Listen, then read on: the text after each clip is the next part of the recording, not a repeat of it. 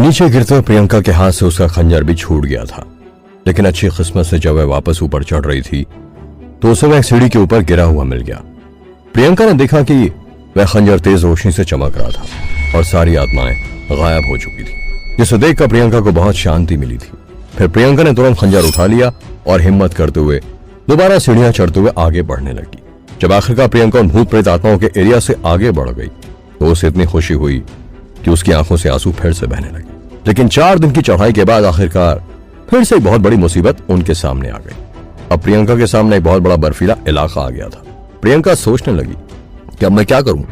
मैं पुष्कर को अपनी पीठ पर ले जा रही हूं और उसकी हालत भी ठीक नहीं है। कहीं वो बर्फ से जम गया तो? अगर वह सचमुच में बर्फ से जम गया तो फिर मैं क्या करूंगी? अब जाकर प्रियंका को समझ आया था कि क्यों अपराजिता ने पुष्कर को बचाने के लिए नीचे आने से मना किया था। प्रियंका को इतने सारे दिनों की चढ़ाई के बाद पुष्कर से बातचीत करने की आदत पड़ गई थी। प्रियंका बोली, पुष्कर वहां देखो, क्या मुझे भ्रम हो रहा है? प्रियंका को थोड़ी दूरी पर एक गुफा दिख रही थी जो कि एक पहाड़ी के नीचे बनी हुई थी। उस गुफा का दरवाजा ट्रायंगुलर शेप का था और यह पता पाना मुश्किल था कि वो मैनमेड गुफा थी या नेचुरल।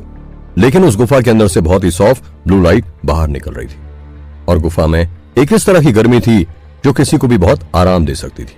प्रियंका किसी भी हाल में उस बर्फीले इलाके से ऊपर नहीं जा सकती, इसलिए उसने गुफा के अंदर जाने का फैसला किया। उस गुफा के अंदर तक पहुंचने का रास्ता बहुत ही खतरनाक था। प्रियंका बोली, चलो पुष्कर एक बार उसके अंदर जाकर देखते हैं।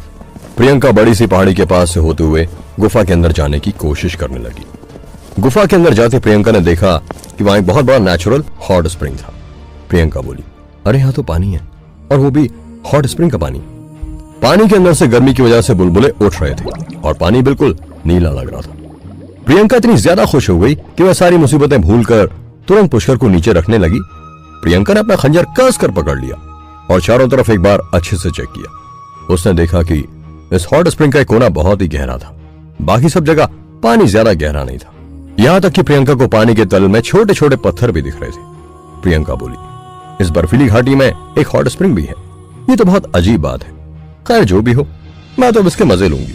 पिछले कुछ दिनों के अंदर ही प्रियंका ने जिंदगी और मौत का कई बार सामना किया था और अब उसे छोटी मोटी चीजों की कोई परवाह नहीं थी। प्रियंका पिछले कई दिनों से नहाई नहीं थी और उसके शरीर पर कई जगह चोटें भी लगी थी जिन्हें धोना बहुत जरूरी था। प्रियंका ने पहले हॉट स्प्रिंग के कोने में अपने पैर डाले और उसमें गिरे हुए फूलों को हटाते हुए पानी का तापमान चेक किया। पानी बिल्कुल परफेक्ट रूम टेम्परेचर पर था, जिसकी वजह से प्रियंका को बहुत ही ज्यादा सुकून मिला। प्रियंका ने पुष्कर की ओर देखते हुए कहा, ये तो बहुत ही ज्यादा कंफर्टेबल है। प्रियंका को महसूस हो रहा था कि चारों तरफ की हवा भी बहुत कंफर्टेबल हो गई थी, जैसा कि उसे पुष्कर की दी हुई खास दवाइयां खाने के बाद महसूस होता था। थोड़ी देर तक अपने पैर भिगाए रखने के बाद प्रियंका ने पुष्कर को देखा, जो अभी भी दीवार के सहारे बेहोशी की हालत में बैठा हुआ था।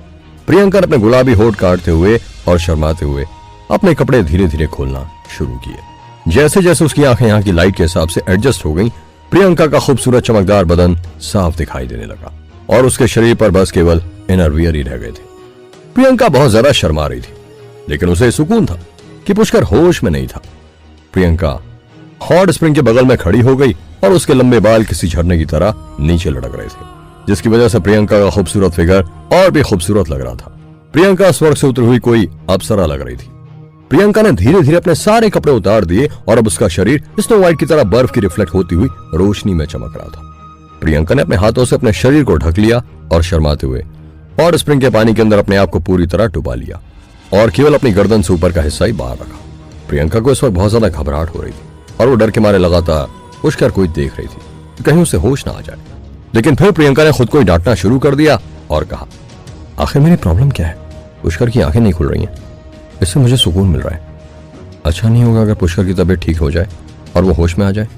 प्रियंका पानी के अंदर बैठे बैठे ये सब सोच रही थी। गर्म पानी की वजह से धीरे धीरे प्रियंका के गालों पर लाली आने लगी और वो धीरे धीरे अपने आप को साफ करने लगी। इस नेचुरल हॉट स्प्रिंग का पानी बहुत ही ज्यादा कंफर्टेबल था।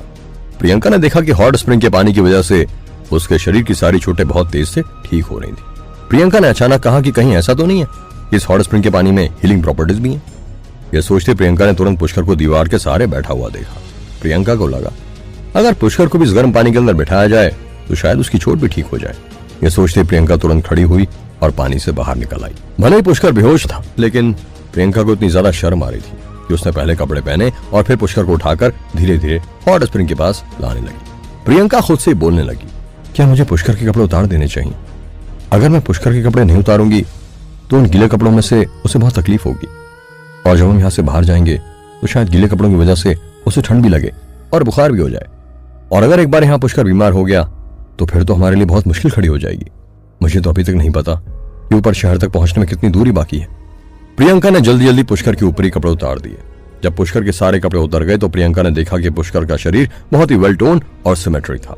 यह देखकर प्रियंका का चेहरा लाल हो गया।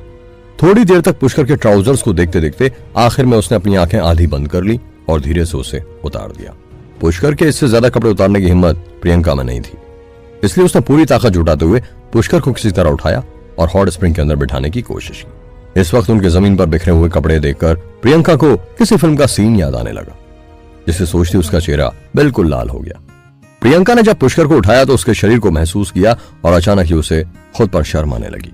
वो बोली, हे भगवान, मैं ऐसी गंदी हरकत कैसे कर सकती हूँ?